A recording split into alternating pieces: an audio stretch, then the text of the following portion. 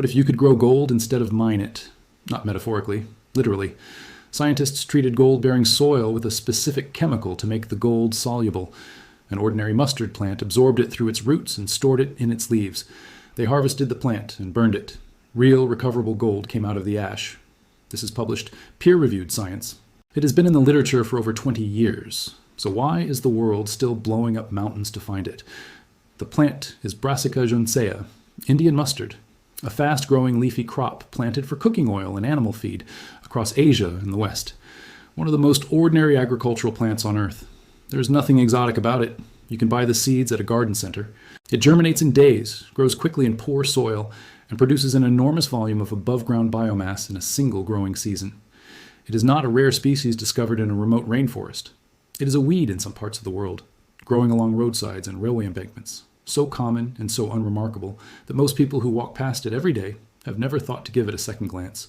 None of that would make it worth a second thought, except for one property that researchers studying contaminated land stumbled onto in the 1990s, and then spent the following years quietly learning how to use for something nobody originally intended.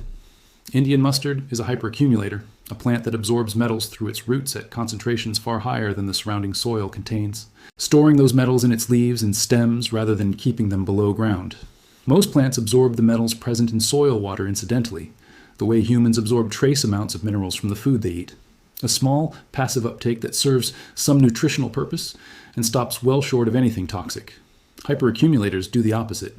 They actively pull metals into their tissues at concentrations that would poison an ordinary plant, accumulating them in leaves and shoots at levels hundreds or even thousands of times higher than what is present in the surrounding soil. Scientists spent years studying why some plants develop this extreme metal tolerance. They discovered that, in most cases, it is an evolutionary defense. A plant that makes its leaves intensely toxic to insects and grazing animals by loading them with metals has a real survival advantage in metal-rich soil where other plants struggle to grow at all. Hyperaccumulator plants were originally interesting to environmental scientists for a completely different reason than gold. They were studied as a potential cleanup tool for land contaminated with heavy metals like lead, cadmium, and nickel. A green alternative to the extraordinarily expensive process of physically removing and replacing poisoned soil.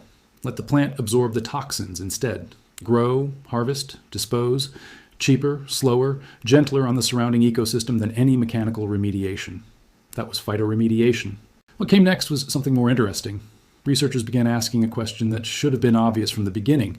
If these plants could pull toxic metals out of the soil so efficiently, what happened when you put them in soil that contained metals worth money?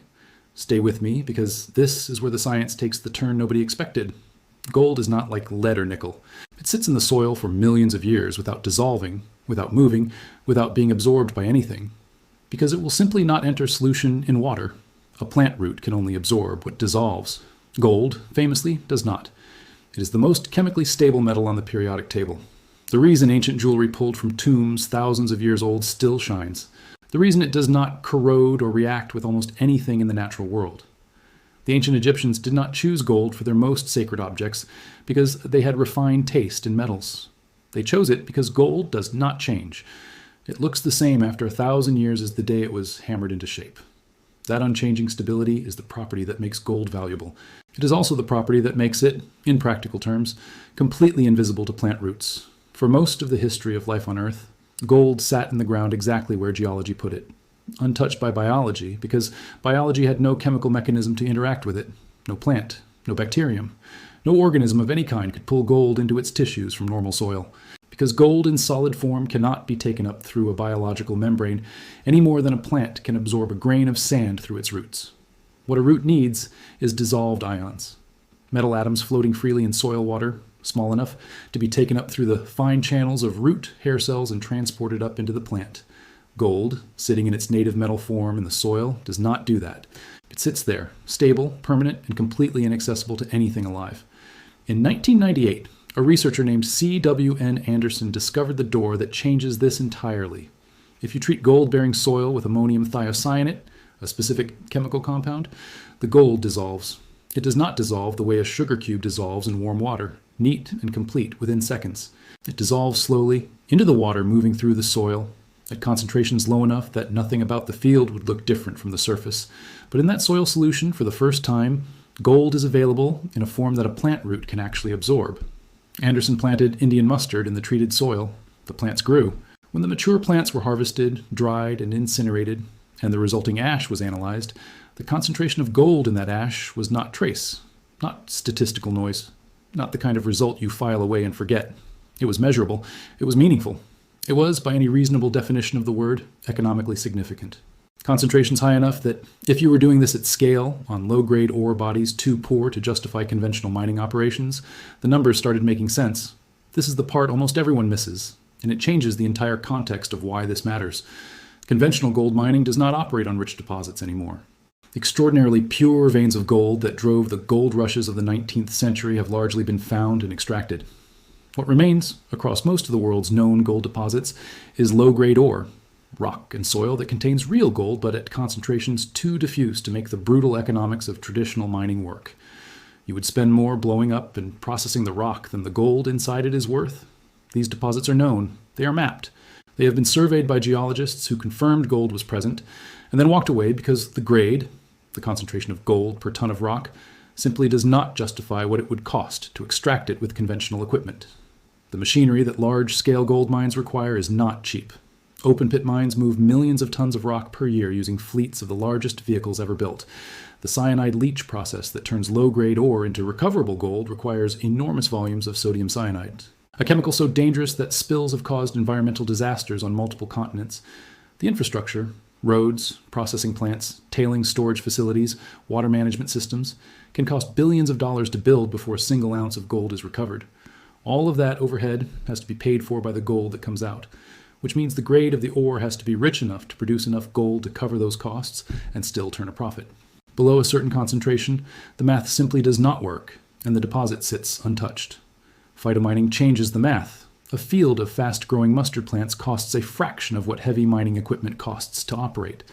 The plants do not require explosives. They do not generate the mountains of waste rock that conventional open-pit mining produces.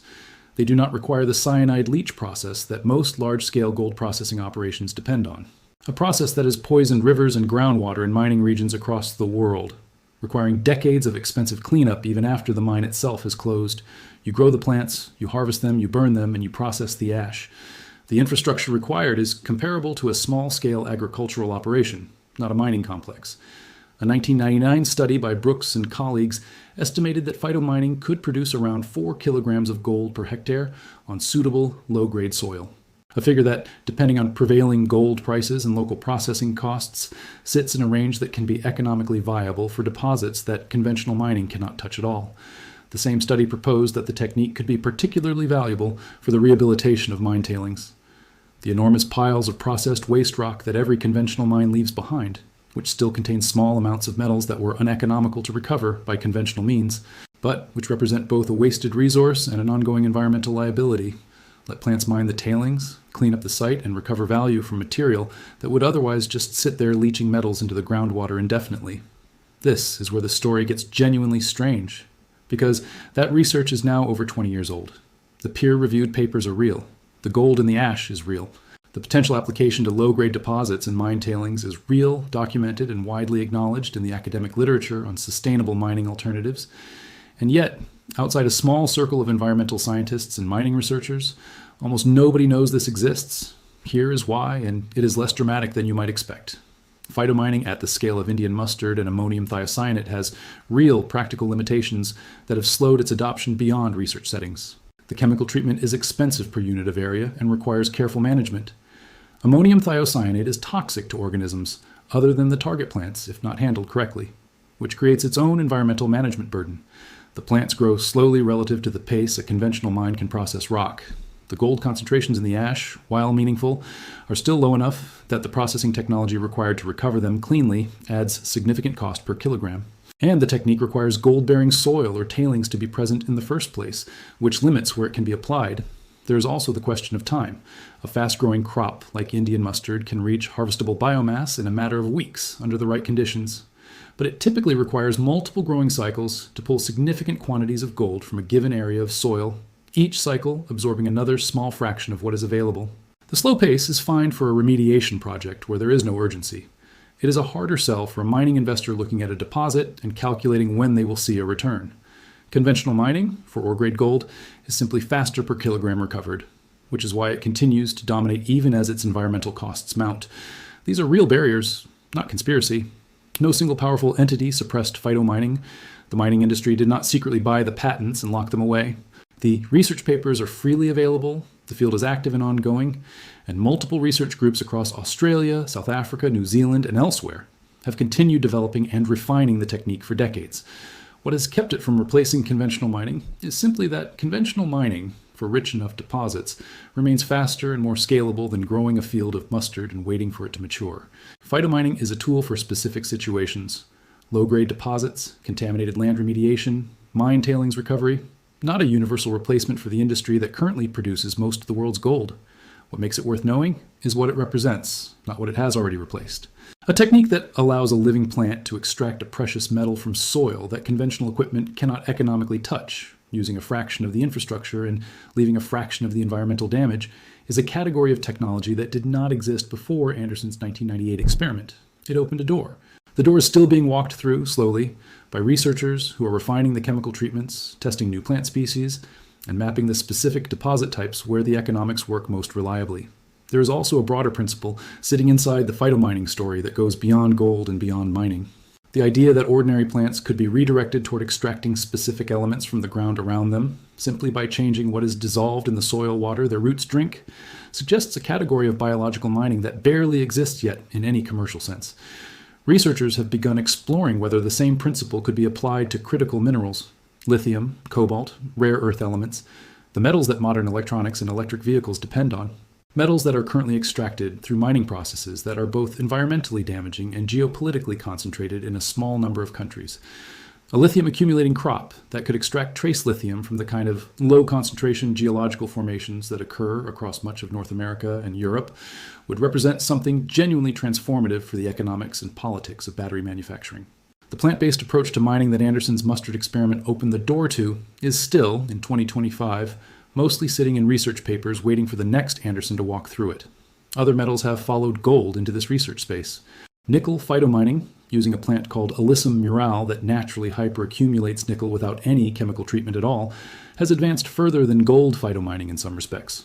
Alyssum murale can pull nickel from ultramafic soils at concentrations high enough to make commercial processing genuinely viable. And pilot projects in southern Europe and Albania have produced real nickel from plant ash at scales that go beyond academic demonstration. The economics work more cleanly for nickel than for gold, partly because nickel hyperaccumulators do not require the expensive chemical soil treatment that gold phytomining depends on, and partly because the grade of nickel needed to make the process viable is easier to find in accessible surface soils than the gold-bearing ground that Anderson's mustard experiment required. Platinum and palladium phytomining are being actively researched for similar reasons. Both metals are used in catalytic converters, fuel cells, and electronics. Both are extraordinarily expensive, and both tend to occur in low-grade deposits spread across large areas of rock that conventional mining struggles with. The principle established in Anderson's 1998 experiment has become a template being applied across the periodic table of economically valuable metals, each with its own specific challenges and its own specific plant candidates. Thallium phytomining has been explored using several plant species that naturally hyperaccumulate this rare and toxic metal. Uranium phytomining has been studied as both a remediation tool for contaminated land around former nuclear facilities and as a potential recovery method for low-grade uranium deposits. The research space has expanded far beyond what a single experiment with mustard plants and gold-bearing soil would have predicted. And beneath all of it, the same ordinary plants: mustard, sunflower, tobacco, alyssum, fast-growing high biomass crops that have been planted by farmers for centuries, now being trained on a second career, not feeding livestock or producing cooking oil, but slowly, quietly pulling value out of soil that the rest of the mining industry walked past without stopping. The mountains are still being blown up, the cyanide is still being poured, the tailings piles are still growing outside the fences of mines on every inhabited continent. But somewhere in a research field in New Zealand or South Africa or rural Albania, a crop of Indian mustard or alyssum is standing in soil that contains metals it is slowly pulling into its own leaves, doing something that should have been impossible until someone figured out the one chemical trick, or identified the one plant species that changes everything. The gold is still in the ground. The plants that can pull it out are growing in gardens and farm fields all over the world right now, completely unaware of what they could be used for, waiting for someone to treat the soil around their roots with the one compound that makes the impossible possible. The only thing that was ever missing was knowing what to put in the soil first. or which plant to let grow next to the ore that everyone else decided was too poor to bother with. If this vault opens something genuinely new for you today, subscribe and hit the bell. Every like and every share preserves what they tried to erase. The next vault opens soon.